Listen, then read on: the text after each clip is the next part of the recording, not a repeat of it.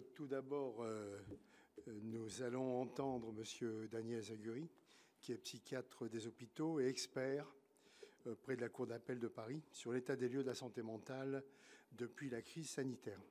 Après vous, monsieur le professeur, nous aurons une audition de l'accès direct post-HAS. Ça, c'est un autre sujet. On en parlera tout à l'heure. Alors, nos travaux donc, de cet après-midi font l'objet d'une captation télévisuelle en direct sur le site du Sénat, puis elle sera évidemment accessible en ligne. L'audition de M. Zaguri doit durer 1 heure. Ah bon? Oui. Et la table ronde, 1h30. Nous devons donc avoir absolument terminé nos travaux vers 17h. Le président de la Commission des affaires sociales et divers collègues devront se réunir dans cette salle où nous nous trouvons par la suite. L'audition donc de M. Zaguri, formellement réalisée par l'AMEX, doit en fait, comme celle de M. Gaillard la semaine dernière, être rattachée à la mission d'information en cours de notre commission sur l'état des lieux de la santé mentale en France depuis la crise sanitaire, actuellement menée donc par Jean Sol, Daniel Chassaing et Céline Brulin, représentée par Katia Poursopoli. Monsieur le professeur, nous vous remercions évidemment d'avoir accepté notre invitation. Je vous invite dans un premier temps à un propos introductif d'une dizaine de minutes, puis ensuite nos rapporteurs, ou plus si vous le souhaitez, ensuite nos rapporteurs vous poseront leurs questions. Et puis après nos rapporteurs, les sénateurs qui le souhaiteront pourront évidemment vous poser leurs questions également. Je vous laisse la parole immédiatement, puisque vous avez eu l'air étonné du temps court qui nous est imparti. Je vous remercie. J'ai amené 2 exemplaires de mon... Je m'excuse, il ne m'en reste que 2. 2 exemplaires du livre que j'ai consacré à la crise de la psychiatrie publique. Alors, le titre est... Oui. Alors, le massacre de la psychiatrie publique, parce que c'est pas simplement une catastrophe, c'est pas comme une catastrophe naturelle quand même. Les hommes y ont largement contribué. Pour vous donner, en propos introductif, je viens d'écrire un livre sur Dupont de Ligonnès et je suis donc sollicité par toutes les télévisions, toutes les radios, tous les journaux. Enfin bon, je suis sans arrêt, par monts et par vaux. Et quand j'ai fait ce livre sur la psychiatrie, je peux vous dire que ça n'est pas du tout été les mêmes sollicitations. J'ai été... c'est un sujet lourd. Mes enfants ne l'ont même pas lu d'ailleurs. Bon, c'est trop lourd, c'est trop grave, c'est trop... Bon. Et donc, la psychiatrie, c'est comme ça n'intéresse pas de façon évidente. Moi, il y a un terme, je trouve, qui mérite quand même d'être explicité, c'est le terme de santé mentale. Il est apparu à Londres, au Congrès de Londres, en 1948, et il a remplacé celui d'hygiène mentale qui avait laissé quand même des traces historiques très lourdes. Et alors, le terme était apparu dans les années 20-30 pour désigner un vaste programme de santé publique appliqué à l'ensemble de la population, en termes de dépistage, d'orientation scolaire, etc. Et les Québécois ont introduit dans les années 70 la santé mentale positive. Conjointement, le mot psychiatrie est devenu un peu obscène et donc remplacé par celui de santé mentale. Le mot psychiatrie, donc avec le mouvement anti-psychiatrie, etc. Donc c'était donc le bien-être de tous a remplacé la maladie de quelques-uns. Et je pense que là, peut-être que nous sommes dans un moment de bascule, d'articulation. Et le terme de santé mentale s'étend bien entendu très au-delà de celui de la psychiatrie. On peut quand même concevoir qu'il y a un continuum entre la notion de santé mentale et la notion de psychiatrie. Alors, j'ai reçu donc les papiers de la commission. Dans un premier temps, j'ai dit, vous savez, je suis à la retraite, je ne suis plus chef de service, je fais encore des expertises, mais bon, j'essaie de réfléchir quand même et de prendre du recul. Et donc, j'ai tiqué sur troubles sévères de la santé mentale. Ben, des troubles sévères de la santé mentale, c'est des troubles psychiatriques, hein, me semble-t-il. C'est difficile de parler de troubles sévères de la santé mentale. Alors, je ne sais pas si vous avez vu l'émission C'est ce soir, consacrée à la santé mentale il y a quelques jours. Moi, je me demandais au bout d'un moment de quoi parle-t-on, hein. Donc, on a parlé du Covid, des réseaux sociaux, du harcèlement scolaire, de la surconsommation de psychotropes, du suicide des adolescents. On les voyait se disputer, mais on ne savait plus à la fin très bien pourquoi ils se disputaient. Et au fond, je trouve que, j'évoquais un moment de bascule, je trouve que le livre de Nicolas Demorand, qui ose dire « je suis un malade mental », est tout à fait salvateur, et que peut-être qu'on peut ne pas échapper à la tartufferie et appeler les choses par leur nom. Et donc, c'est parce que on parle plus volontiers de santé mentale, de la santé mentale de presque tous, plutôt que de la maladie de quelques-uns. Or, encore une fois, il y a un continuum et il me semble que dans l'organisation des soins et de la prévention, il y a aussi un continuum.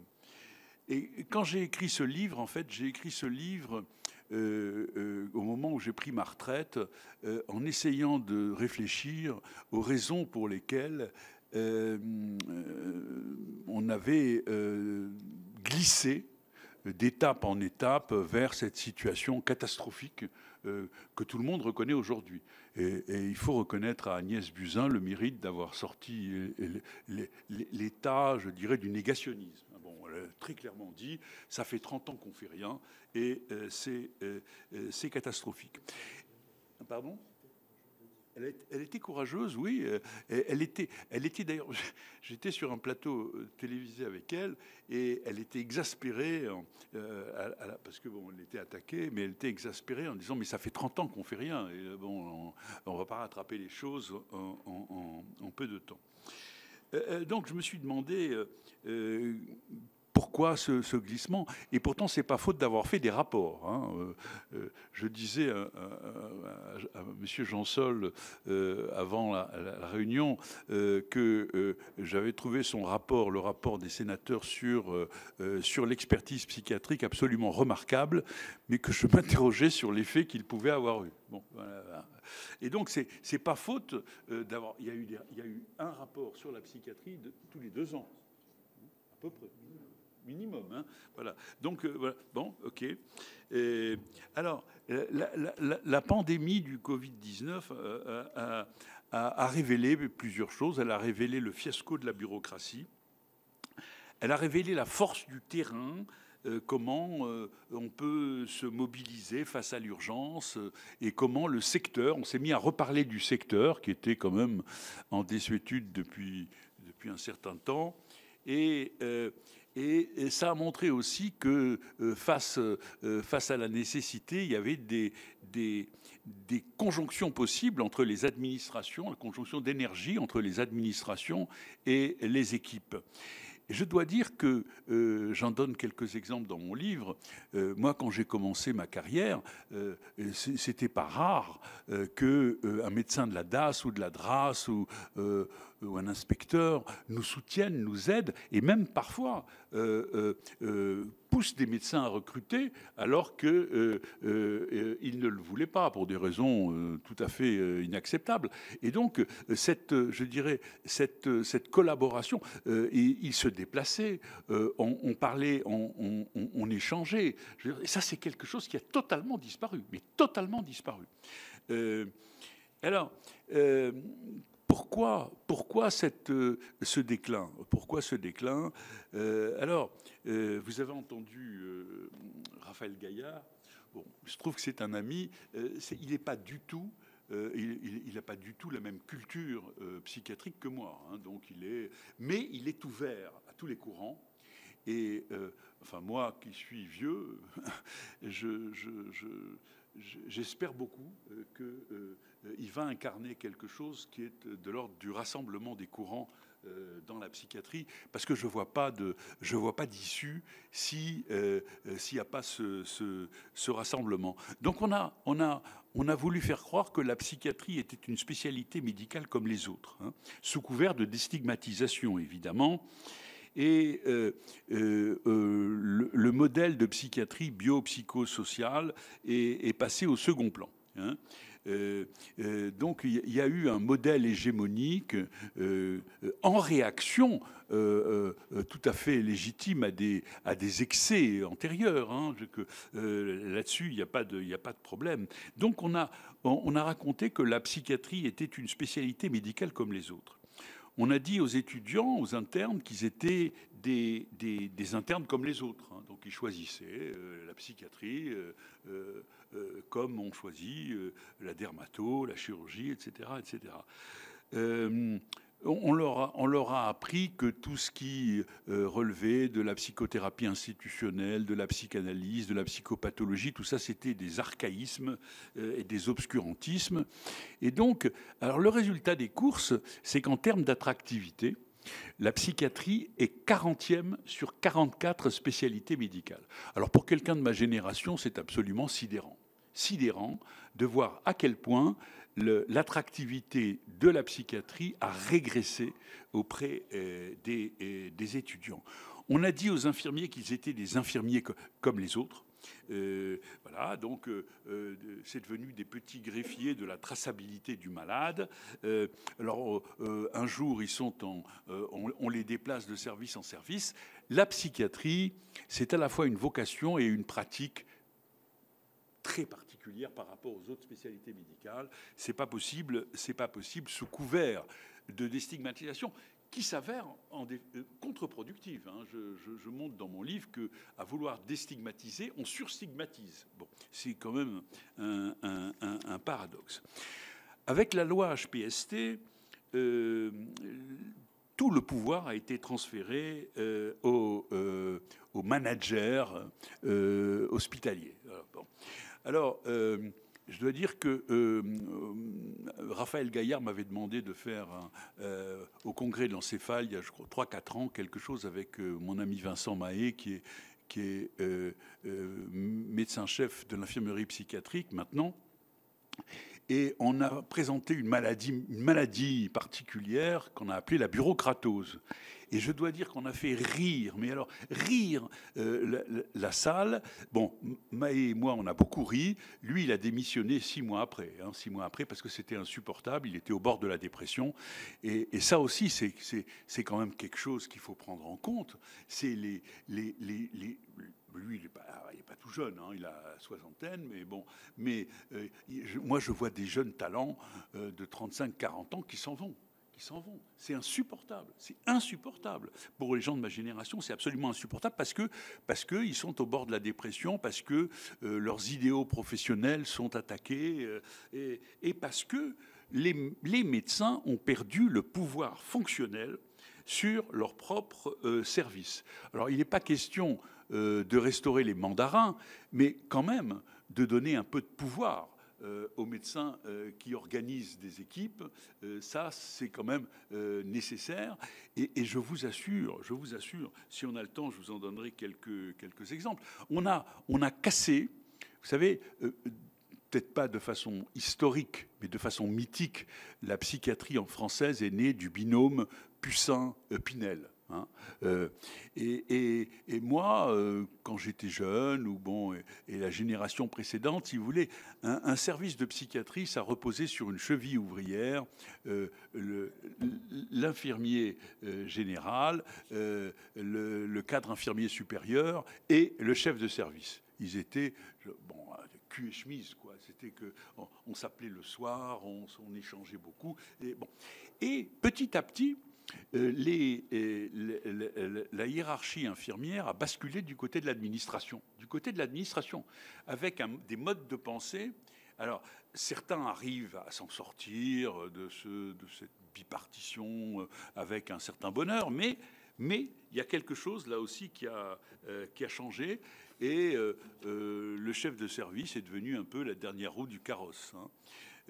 Alors, moi, j'ai vu surgir comme ça un monde le règne des protocoles, des procédures, des programmes, des réunions qualité, tandis que la qualité des soins s'effondrait. Hein. Ça aussi, c'est. Alors, il y a un autre symptôme de la catastrophe, c'est le recours exagéré à la contention et à l'isolement. La contention, on peut parfois l'éviter. On peut l'éviter quand on a des équipes solidement charpentées, présentes, en nombre suffisant, avec des cultures d'équipe solides, avec des échanges. Bon, mais quand on a un service exsangue avec très peu d'infirmiers, très peu de soignants, on a plus recours à la contention et à l'isolement. Je consacre aussi dans mon livre quelques pages aux gardes. Alors les gardes, c'est devenu horrible. Les médecins de garde sont transformés en bed managers parce qu'il n'y a pas de lit. Il n'y a pas de lit. Donc il faut trouver un lit. Donc ils passent leur temps à chercher des lits. Et donc il y a une saturation. Le médecin des urgences, le psychiatre des urgences veut hospitaliser parce qu'il a la pression des urgentistes et qu'on ne peut pas garder ce patient éternellement aux urgences. Et en aval, le service freine des quatre fers en disant on n'a pas de lit, on ne sait pas. Bon, alors donc ça se traduit par des choses épouvantables, des patients mis dans les ambulances et sans accord médical, etc., etc. Bon, le chapitre des médecins à diplôme étranger est évidemment un chapitre compliqué, hein, compliqué. Moi, j'ai vu en psychiatrie, il faut quand même un peu maîtriser la langue si on veut avoir un minimum d'échange avec les patients en souffrance. Moi, j'ai vu des médecins recrutés, enfin, pas chez moi, j'avais cette chance, mais bon, j'ai vu des médecins recrutés qui parlaient quasiment pas le français. Hein, donc, voilà. Donc, tout ça, ça fait beaucoup. Alors, puisque les solutions, parce que c'est ça, les solutions. Je dirais, il y en a. La première, elle peut-être qu'elle ne vous concerne pas directement. Je dirais que la psychiatrie est une discipline faite de multiples courants, une discipline hétérogène. On peut pratiquer la psychiatrie avec des pratiques extrêmement différentes les uns les autres, et raison de plus dans un dialogue avec les pouvoirs publics pour offrir une unité. Et là, le morcellement syndical et le morcellement des écoles, ça a été une catastrophe pour la psychiatrie. J'ai fait allusion, je parlais de Raphaël Gaillard, j'ai fait allusion à quelque chose qui est né pas peut-être dans les années 80, qui est la prise de pouvoir par les universitaires qui n'ont pas du tout la même culture que les psychiatres qu'on appelait du cadre, les psychiatres hospitaliers, des EPS. Bon. Il y a eu comme ça un moment de l'histoire dont j'espère qu'on touche à la fin. Et il y a un certain nombre de propositions à faire d'ailleurs pour que ça soit mis en acte.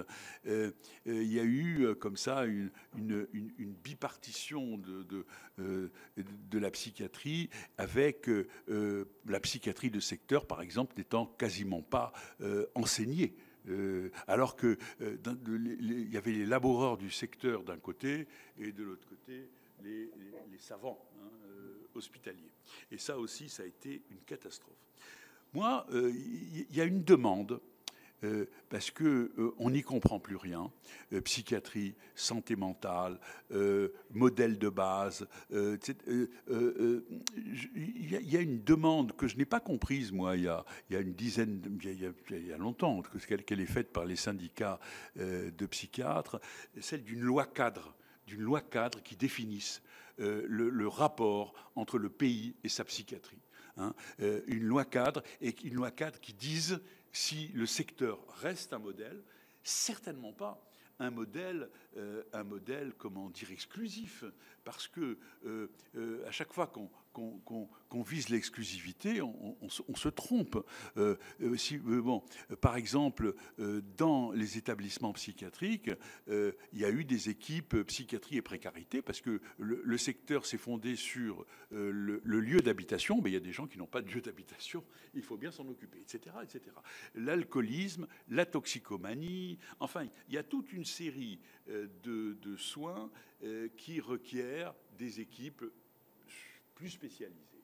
Donc, il faut un quadrillage sectoriel, mais il faut aussi une ouverture. Alors, la loi HPST, la loi HPST, encore une fois, il faut restaurer le pouvoir fonctionnel des médecins. La loi de 2011, doit dire que alors, comment voulez-vous déstigmatiser la maladie mentale quand au plus haut niveau de l'État, on la stigmatise? Je veux dire que... non, mais... alors, certains trouvent que je fais une fixette sur Nicolas Sarkozy. Je dois dire que l'instrumentalisation des faits divers tout au long de son quinquennat, ça a été une absolue catastrophe. Une absolue catastrophe pour l'image de la psychiatrie. Et la loi de 2011 n'a pas été discutée avec les psychiatres, elle a été imposée.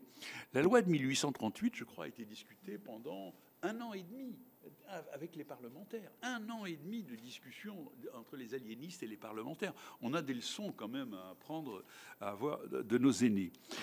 Je crois que, et ça me paraît fondamental, il faut encourager toutes les énergies, toutes les expériences, toutes les intelligences collectives, toutes les créativités et contrebalancer le poids de ce qu'on a appelé la bureaucratose. Enfin, parce que ça, si vous me posez des questions, je vous donnerai des exemples, mais c'est caricatural. C'est comme si la psychiatrie se faisait au tableau noir dans les administrations et qu'il n'y avait plus qu'à effectuer ce qu'ils ont prévu. Et ça, c'est pas possible, ça ne marche pas. Ça ne marche pas et ça ne peut pas marcher. Je crois qu'il n'y a aucune contradiction entre le renforcement d'un dispositif de base, qui est le secteur, et des processus et lieux de soins spécifiés pour l'alcoolisme, la toxicomanie, la dépression, le burn-out, les équipes mobiles et précarité, évidemment, j'en oublie. Il y a aussi quelque chose, je crois, qui est dans cette idée d'un quadrillage géographique. Il y a quelque chose que les administrations supportent mal, et ça je peux le comprendre, c'est qu'il y ait une inégalité en quelque sorte d'un secteur à l'autre dans les choix soignants.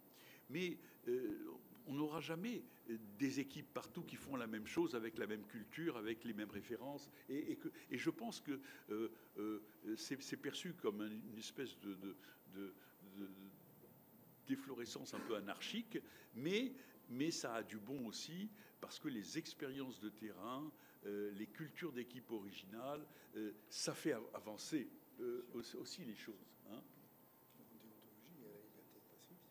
Oui, bien sûr.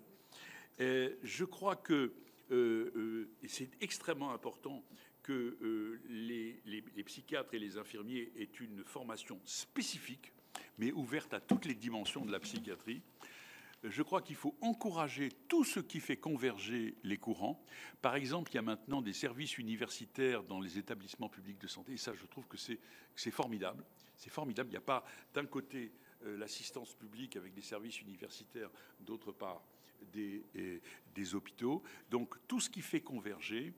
Et je dis, quand même, je terminerai par ça, profiter peut-être d'un moment particulier autour de la honte d'être malade, dont témoigne formidablement le livre de Nicolas Demorand, et que derrière tout ça, il y a le réenchantement. Je veux dire, on peut toujours faire des projets, on peut toujours essayer mais au fond, il faut faire confiance au terrain, il faut permettre au terrain d'exprimer sa créativité et ses intelligences collectives. Il faut réenchanter la psychiatrie et encourager ce réenchantement sans se cacher derrière la santé mentale. Parce que qu'est-ce qui risque de se passer? C'est qu'on va beaucoup parler de santé mentale et que la psychiatrie lourde va devenir une sorte de défectologie dans la cité. C'est ça qui risque de se passer. Donc voilà, j'ai pas honte d'être psychiatre. Je vais passer, mais vous avez raison, on va passer la parole à Jean Sol pour les questions. Tu prendras celle de Mme Brulin, puisque Cathy ne veut pas les prendre. D'accord, le professeur Lagurie a déjà dit beaucoup de choses. Professeur, bonjour. Merci de vous retrouver dans le cadre de nos auditions, de rappeler le travail que nous avions pu conduire ensemble sur l'expertise psychiatrique au plan pénal. Alors, vous avez déjà dit beaucoup de choses. Peut-être vais-je être redondant dans mes questions. Ma première question portera sur la démographie des psychiatres en France. Il nous a souvent été dit que malgré des avancées, la psychiatrie souffrait toujours de quelques préjugés au regard d'autres spécialités médicales, vous nous l'avez dit, et que cette image l'handicapait pour susciter notamment des vocations. Pensez-vous que les choses changent vraiment et comment aider la psychiatrie à se débarrasser de toutes ces mauvaises représentations dont on souffre quand même plus ou moins tous, et en particulier les patients? Deuxièmement, nous aimerions avoir votre point de vue d'expert sur ce qu'on pourrait appeler une psychiatrisation de la radicalité, c'est-à-dire la tendance à expliquer les attentats et autres actes d'une violence insoutenable, nous en parlions tout à l'heure en aparté, commis cette dernière décennie par l'existence d'un trouble psychiatrique chez les auteurs de faits. Certains psychiatres nous ont d'ailleurs dit que cette association souvent médiatique entre problèmes psychiatriques et violences radicales contribuait à façonner une mauvaise image de la psychiatrie. Qu'en pensez-vous? Peut-être je vous laisse répondre à ces deux questions et j'enchaînerai sur celle de ma collègue Céline Brulin qui malheureusement ne peut pas être parmi nous cet après-midi. Alors là, c'est mon dada. Comment dire, psychiatrie et radicalité.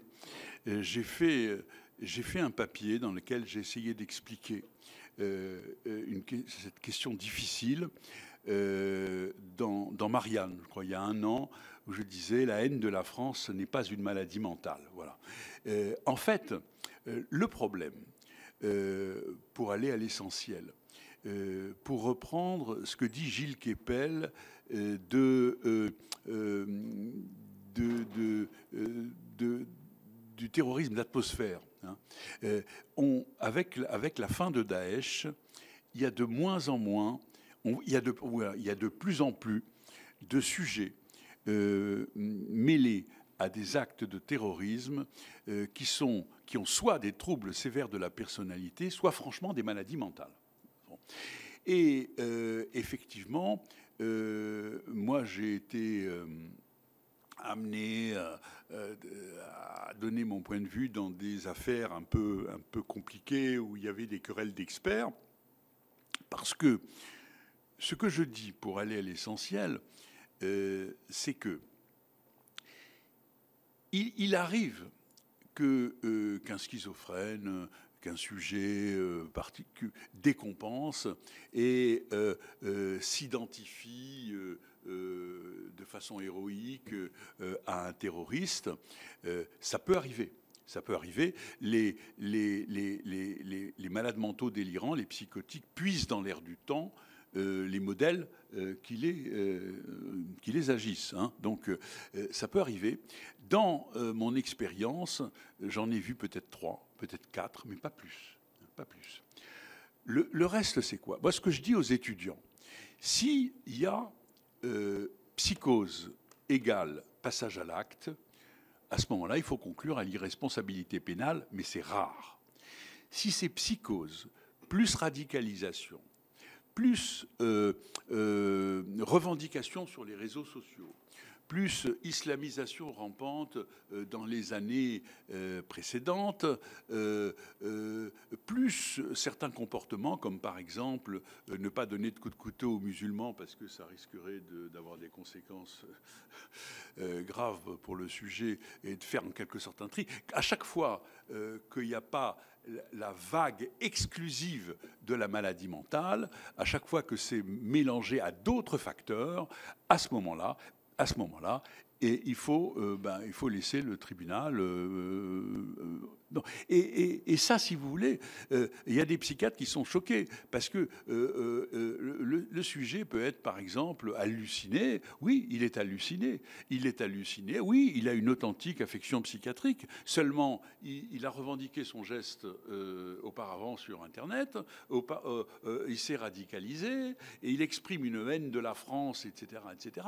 Et ça, c'est pas de l'ordre de la maladie mentale. Donc, il y a une intrication entre des facteurs, et il y en a de plus en plus. Et l'on voit de plus en plus parce que, si vous voulez, tout ça change très vite. Hein.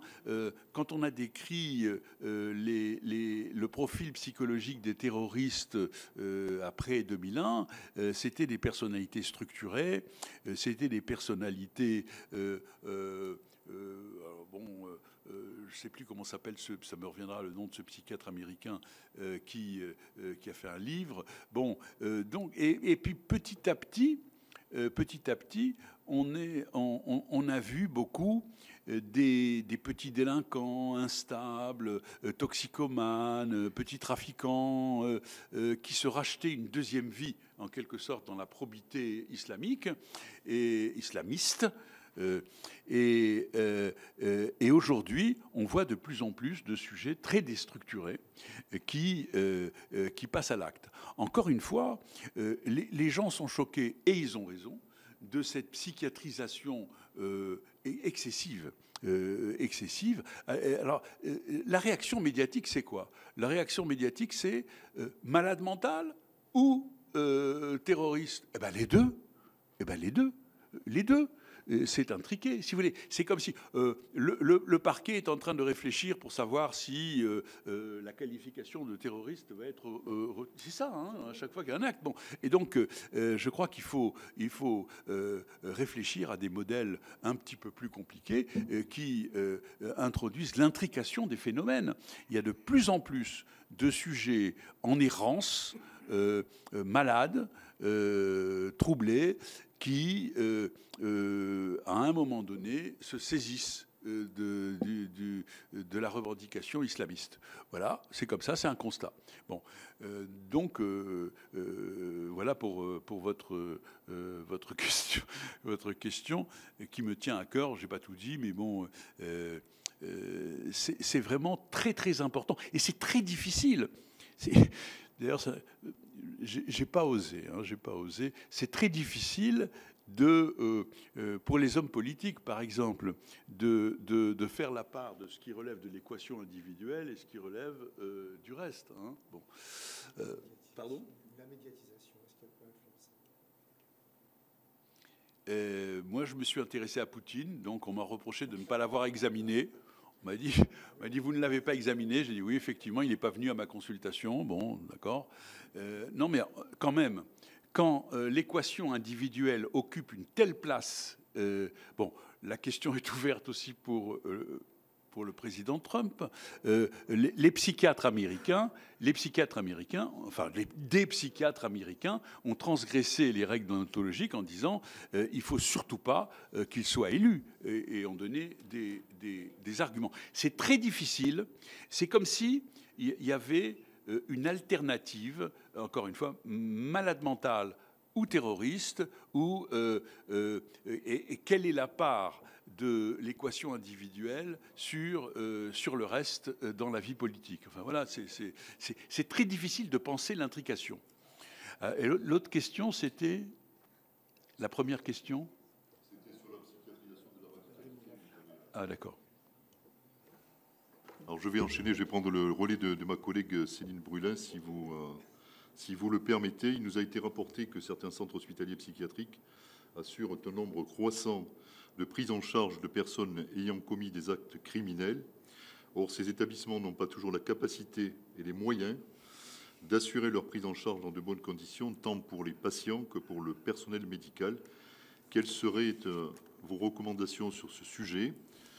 Enfin, plus largement, et comme souvent dans le champ de la santé, nos travaux ont mis en lumière des difficultés de coordination des différents acteurs qui concourent à la prise en charge des patients, c'est-à-dire établissements psychiatriques, santé scolaire, établissements médico-sociaux, préfectures pour les soins sans consentement. nos élus aussi qui sont confrontés à ces problématiques. Pensez-vous que les outils de concertation mis en avant, projets territoriaux de santé mentale, conseils locaux de santé mentale, sont la solution? Alors, je vais répondre à cette dernière question. Oui. Quand il y a un secteur performant, bien inscrit dans la vie sociale des communes, il y a moins de risques d'aboutir, puisque l'idée même philosophiquement du secteur, c'était l'idée de coordination avec les autres acteurs. Bon. Donc, si le secteur est défaillant, je ne vois pas comment il pourrait y avoir une meilleure coordination. Il y a quand même, on parle, mais il y a des secteurs qui ont un psychiatre, 2 psychiatres. Il y a des secteurs qui sont désertés. Alors qu'est-ce qu'ils font? Ils passent dans les services et puis ils signent les certificats. Il y a des situations tellement... Moi, j'ai pris ma retraite donc il y a 5 ans. Quand je croise ma secrétaire, elle me dit vous n'auriez pas supporté, vous seriez malade de voir comment on travaille. Bon, donc la coordination, ça se passe bien quand il y a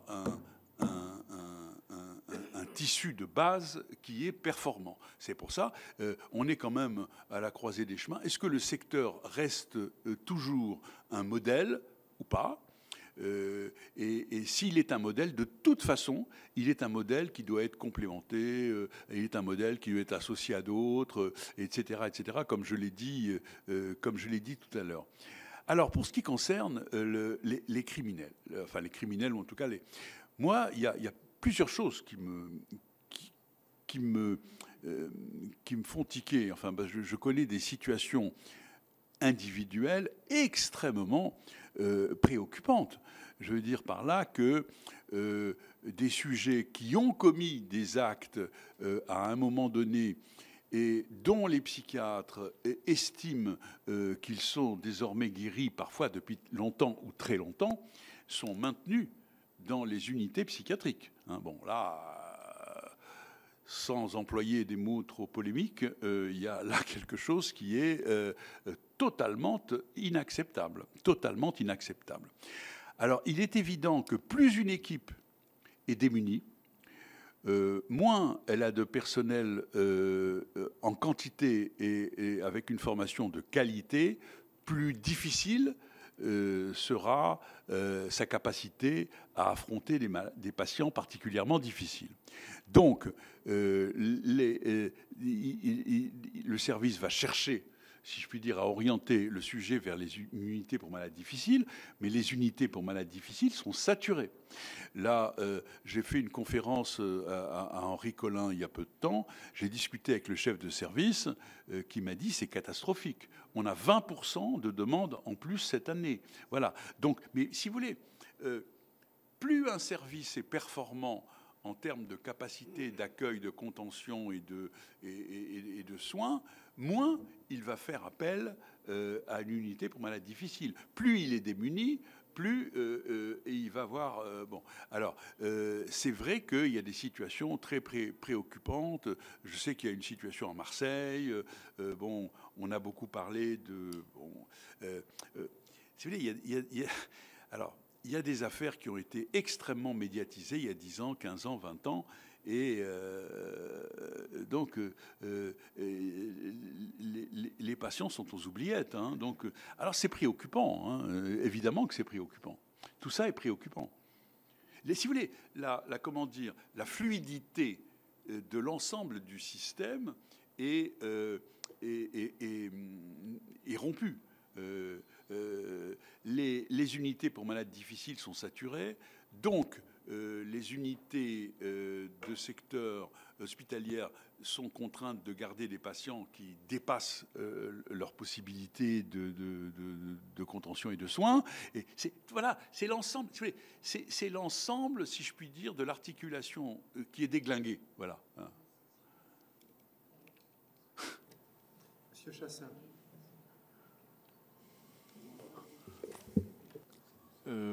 Monsieur, donc vous nous avez dit qu'il fallait traiter la bureaucratose d'abord, mais je vais vous parler, si vous voulez, sur le suivi des patients.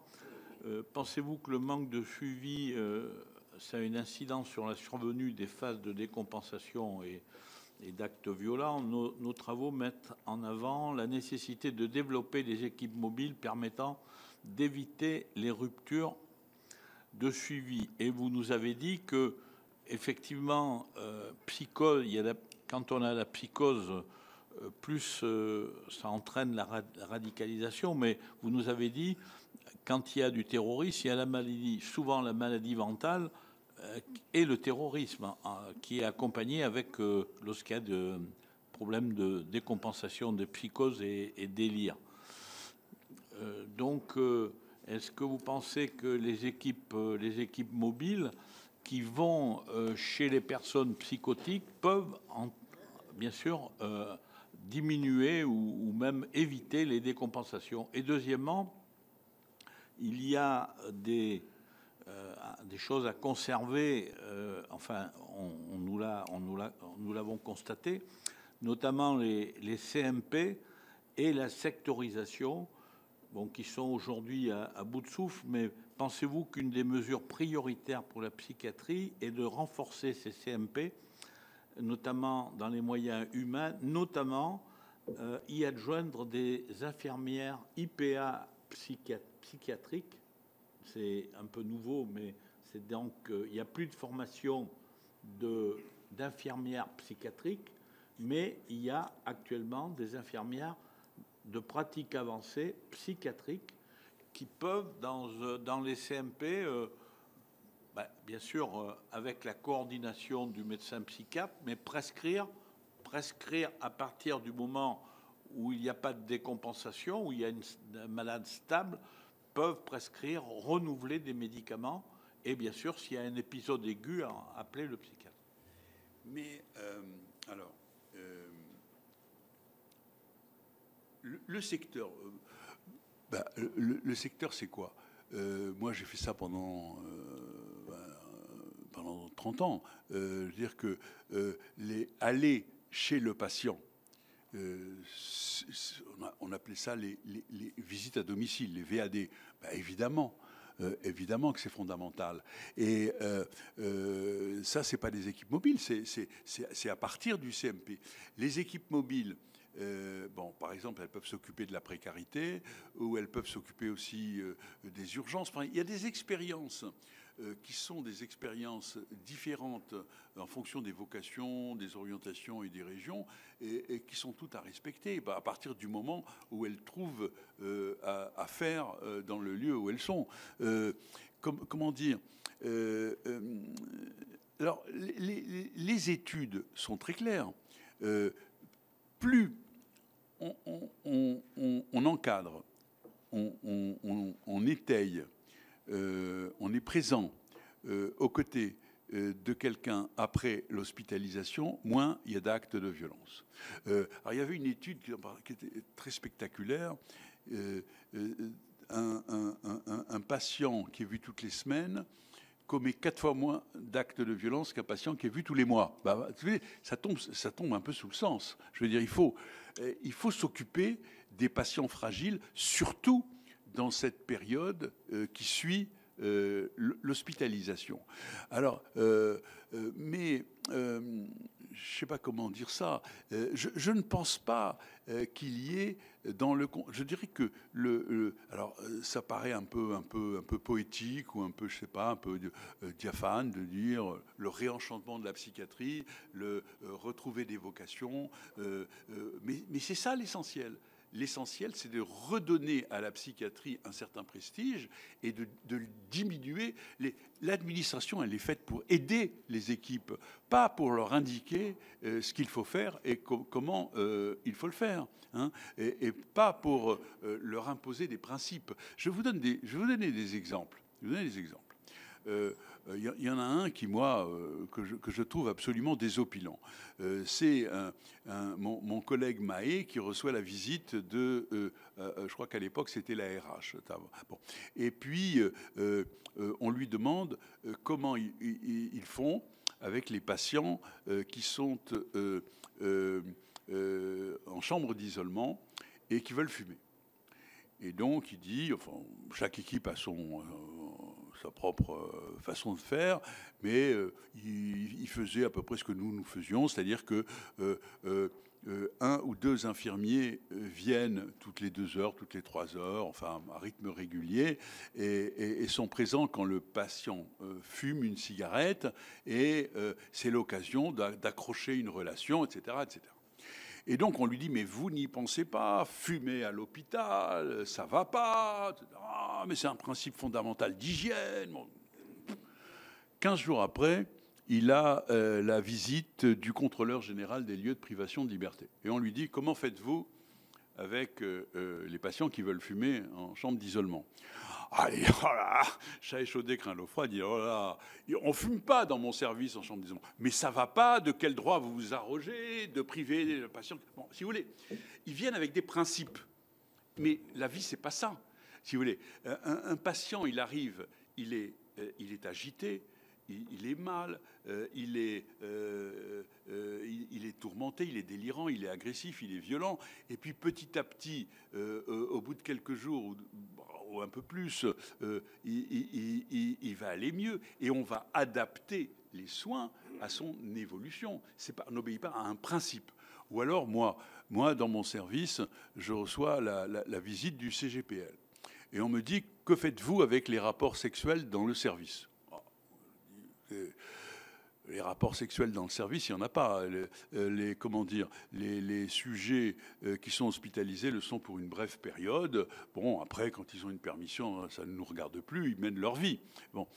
Et j'ai une certaine perplexité en face de moi, puis par malheur, je leur raconte l'histoire d'un patient qui était arrivé dans un tableau dépressif. Et donc il était très mal. 15 jours après, je le cherche, je ne sais plus pourquoi. Je ne le trouve pas, donc je fais toc-toc dans sa chambre. Et puis, ça ne répond pas, donc j'ouvre la chambre et il était en train d'honorer son épouse. Bon. Alors, j'étais très gêné, j'ai fermé la porte, j'ai dit pardon. Puis, 1 heure après, je lui ai dit, cher monsieur, il me semble que vous soyez moins déprimé et je vais donc faire votre sortie. Il m'a dit oui, il a parfaitement bien compris. Et donc, j'ai raconté ça. Mais alors là, ça a mis le CGPL dans une rage folle. De quel droit vous vous arrogez? Alors, à ce moment-là, j'ai essayé d'expliquer. J'ai dit, vous savez, dans un service de psychiatrie, on a des patientes vulnérables, on a des matous qui tournent autour, et on est là pour les protéger parce que c'est un viol s'il se passe quelque chose et que nous avons une part de responsabilité. Donc l'argument n'a pas été percutant.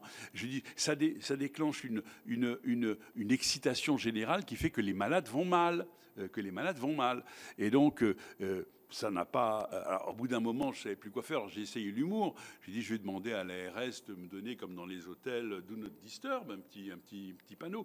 Ça les a pas fait rire du tout. Mais si vous voulez, moi, j'essayais d'expliquer ce que dans un service de psychiatrie représente l'excitation,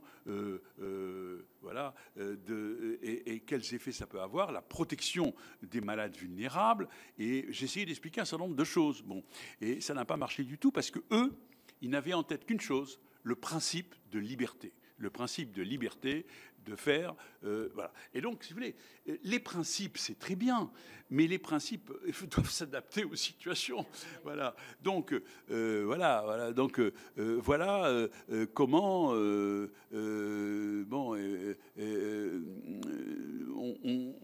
a passé notre temps à un moment donné avec la certification à écouter des propos absolument terrible parce que l'administration... Alors moi, vous donner un exemple, vous donner un autre exemple. Au moment de la certification, on a eu une réserve parce qu'il y avait trop de malades en pyjama. dans mon service, puis dans d'autres, trop de malades en pyjama. Je dis, mais enfin, trop de malades en pyjama, et que c'était contraire au principe de dignité du patient. Alors, j'ai essayé d'expliquer que dans mon service, les hospitalisations étaient raccourcies, que les patients, que les soins étaient médicalisés, qu'il fallait sortir le plus vite possible, que j'ai essayé d'expliquer un certain nombre de choses. Je leur ai dit, mais enfin, un schizophrène avec un costume et une cravate et qui erre dans le service pendant des mois, c'est pas nécessairement une bonne chose. Mais non, non. La seule chose qui les intéressait, c'était la dignité du patient.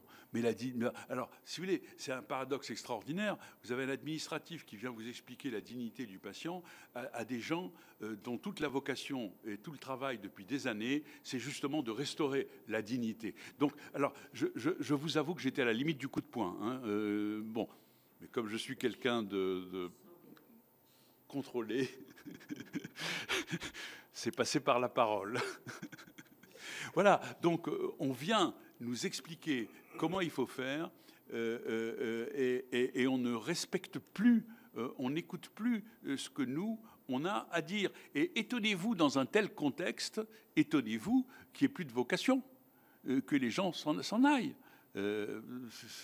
Donc il faut rééquilibrer les pouvoirs fonctionnels de l'administration et des médecins, restaurer leur capacité d'agir sur leur propre équipe. Voilà, c'est fondamental. Et ça, je vous assure qu'on l'a perdu.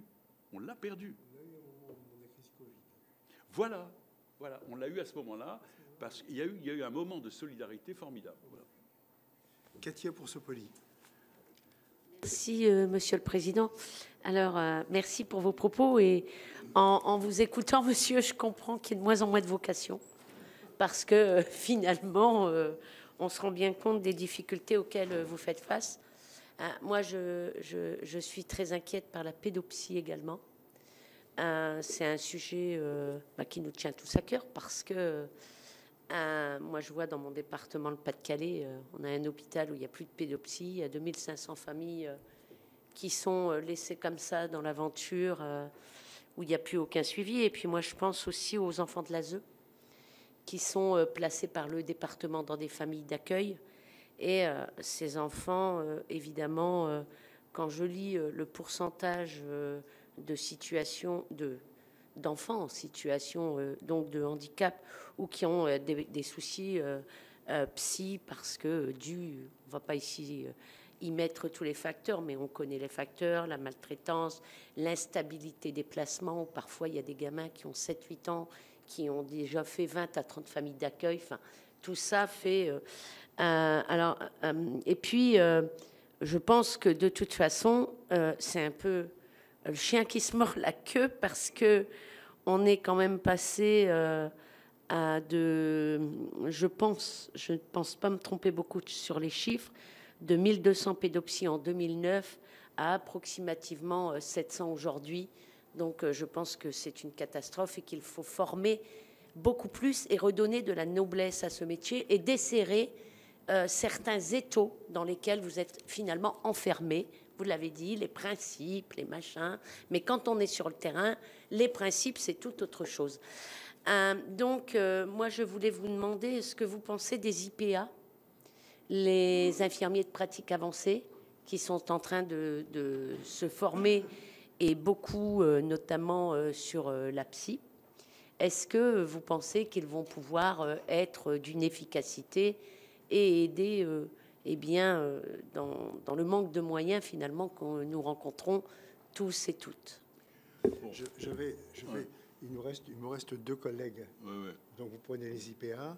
On va prendre les trois autres questions. Comme ça, on répond dans le global. Parce qu'on est un petit peu pris par le temps. Madame Lelouéron. Merci pour vos propos. Oui.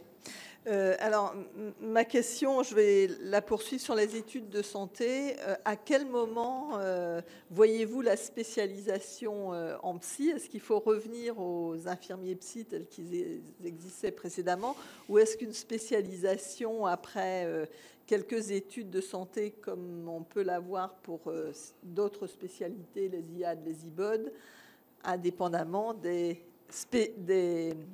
formations complémentaires qui sont données dans le cadre des IPA. Comment vous voyez la structuration de ces études? Et en fait, mon autre question concerne la sectorisation, parce que j'ai cru entendre dans vos propos que vous étiez assez dubitatif sur la question de la sectorisation. Enfin, vous aviez quelques questionnements autour de cette organisation. Donc, quelle serait l'organisation idéale pour vous? Est-ce qu'il faut rattacher des services psy à des hôpitaux généraux? Quelle serait votre organisation? Parce que la sectorisation, ça permet quand même d'avoir sur un territoire donné un maillage fort dans notre pays avec des établissements qui sont bien identifiés, avec des interventions hors les murs aujourd'hui nombreux. Donc, quelle organisation Alors, je me suis mal fait comprendre. Moi, j'ai fait 30 ans de sectorisation et j'ai eu l'impression qu'on a vraiment très bien travaillé. Enfin, dans l'après-coup, évidemment. Hein, bon, sur le moment, le bonheur, on ne le voit pas. Hein, bien connu, mais dans l'après-coup, je me dis qu'est-ce qu'on a bien travaillé. Je suis un partisan de la sectorisation. Ce que je dis simplement, c'est que la sectorisation a des limites. Elle ne peut pas. Il faut aussi des activités transsectorielles. Je me suis occupé, par exemple, de délinquants sexuels. Hein.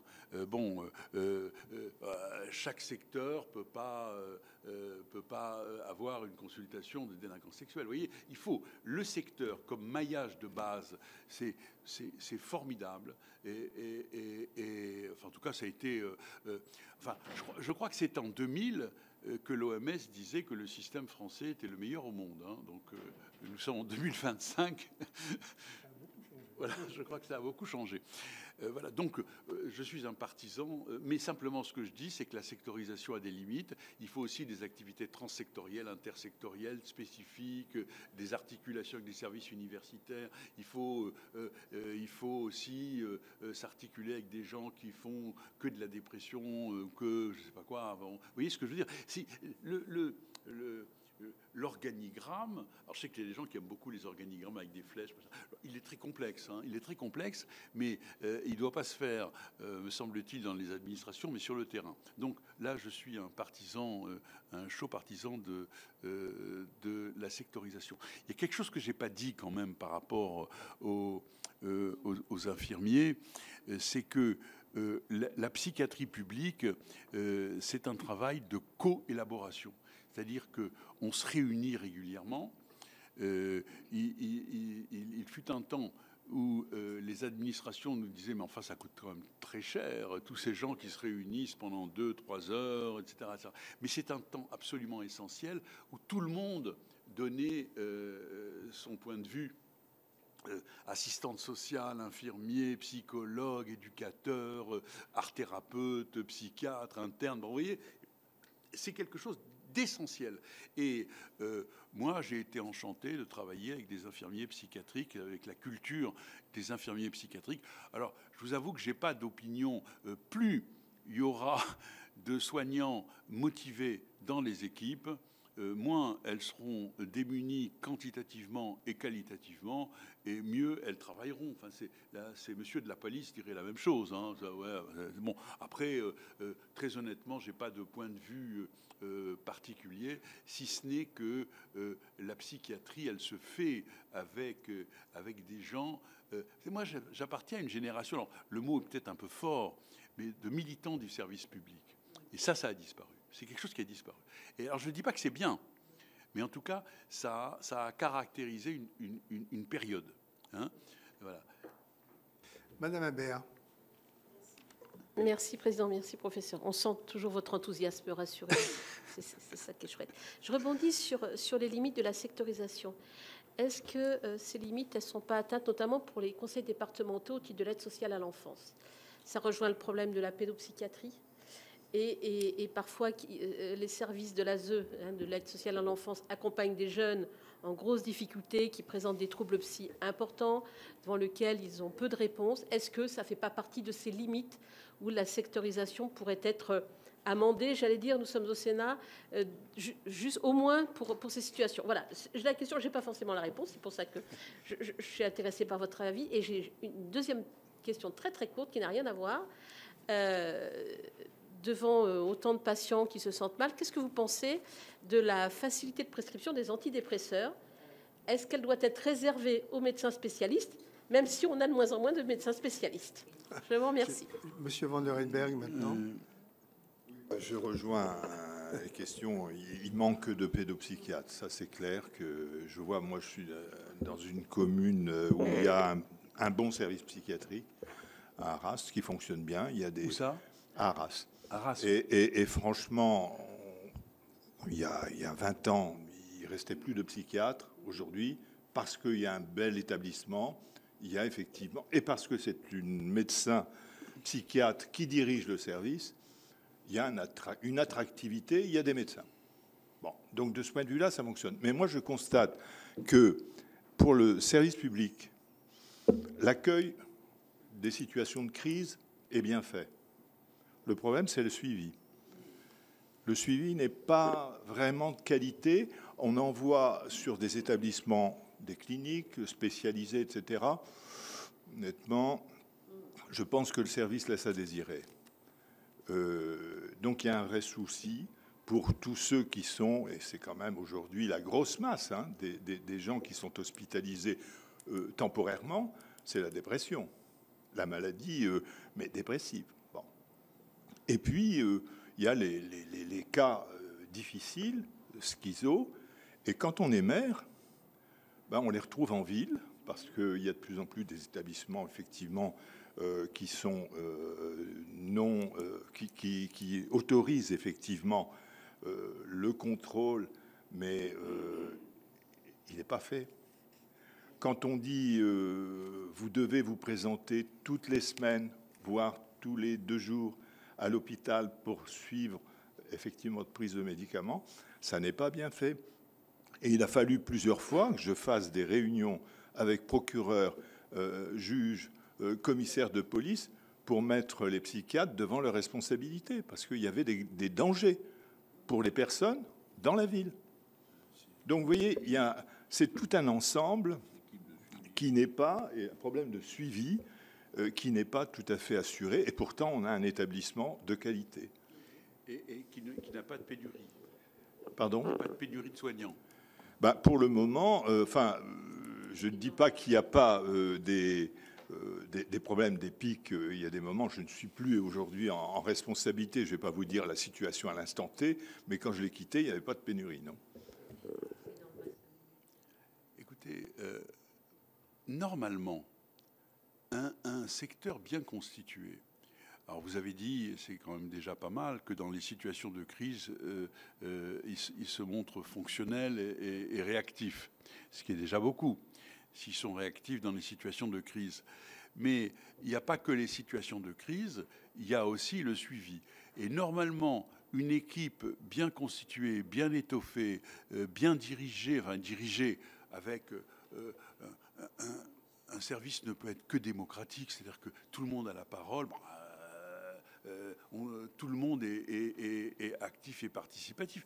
Comment dire, normalement, le secteur, c'était la continuité des soins. C'est ça, la philosophie du secteur, c'est la continuité des soins. Alors, s'il n'y a pas de continuité des soins, on n'est plus tout à fait dans le secteur. Alors, autant on peut comprendre que dans certaines unités, squelettiques, ça se passe mal et qu'ils font ce qu'ils peuvent, autant si le service est bien doté, normalement la continuité des soins doit être assurée. C'est l'essence même de la philosophie du secteur. Il y a eu, à une certaine époque, mais je parle de l'extérieur, je ne suis pas médecin, j'ai eu le sentiment qu'il y avait des principes de liberté qui l'emportaient sur, je dirais, l'accompagnement et le soin, je dirais, tout simplement. Et j'ai vraiment eu le sentiment qu'il a fallu forcer la décision. Il a fallu forcer la décision d'un responsable, on l'a changé d'ailleurs depuis, mais enfin, pour pouvoir modifier le comportement qui me paraissait inapproprié, compte tenu des difficultés que ça engendrait effectivement dans la ville. La prescription des antidépresseurs. Oui, alors, honnêtement, je ne suis pas un spécialiste des prescriptions. Je pense que c'est une question que vous avez dû poser à Raphaël Gaillard. Oui. Il a dû vous faire une réponse. Comme expert, ce que je vois, c'est beaucoup de victimes d'attentats, victimes de viols, de violences, d'agressions, etc., et qui se voient prescrire très précocement un antidépresseur, pas toujours de façon adaptée, et qui, pire encore, ont le maintien de la prescription 4 ans, 5 ans, 6 ans, 7 ans après. Hein. Donc, feu Jean-Pierre Ollier disait toujours ils ne sont pas trop prescrits, ils sont mal prescrits et mal à propos. Voilà, il y a des sujets qui devraient avoir une prescription qui n'en ont pas et des sujets qui ne devraient pas. Mais il y a quand même une facilité de prescription par les médecins généralistes des sujets qui ont des accidents de la vie, qui peut-être relèveraient d'autres types de... Alors, bien entendu, on voit des gens qui n'ont pas eu de prescription et qui auraient dû en avoir et qui sont en souffrance. Bon. Mais donc, c'est un peu dans tous les sens. On est quand même un pays à très forte consommation. Il y a un problème. Mais ce n'est pas ma spécialité. Hein. Merci. Juste une question en ce qui me concerne. Vous avez parlé beaucoup, et je suis d'accord avec vous, sur la coordination des différentes équipes, sur le travail en commun, etc. On constate quand même que beaucoup de malades atteints de maladies psychiatriques ont des comorbidités importantes mal suivies. Mais oui. Alors ça, c'est fondamental. Nous, on avait la chance d'avoir un pionnier à l'hôpital de Villevra, un pionnier du soin somatique aux malades mentaux. Et effectivement, les comorbidités, c'est essentiel. Ils ont quand même une espérance de vie amputée de 10 ans. Hein. Bon. Donc, c'est énorme. Et donc, effectivement, comment dire, les soins somatiques aux malades mentaux, c'est essentiel dans les hôpitaux, mais également dans les secteurs, dans les services extra-hospitaliers. Et bon, moi j'ai eu la chance de travailler avec un pionnier, donc on n'avait pas ce problème-là. Il a beaucoup publié dans ce sens. Mais vous avez raison, c'est un problème essentiel. On va vous remercier. Voilà, j'espère ne pas avoir été... C'est la psychiatrie qui est cafouilleuse, c'est pas moi. Ça part dans tous les sens. Ça part dans tous les sens. Je suis d'accord là-dessus. On aura beaucoup d'autres choses à se redire par la suite. Alors, merci bien.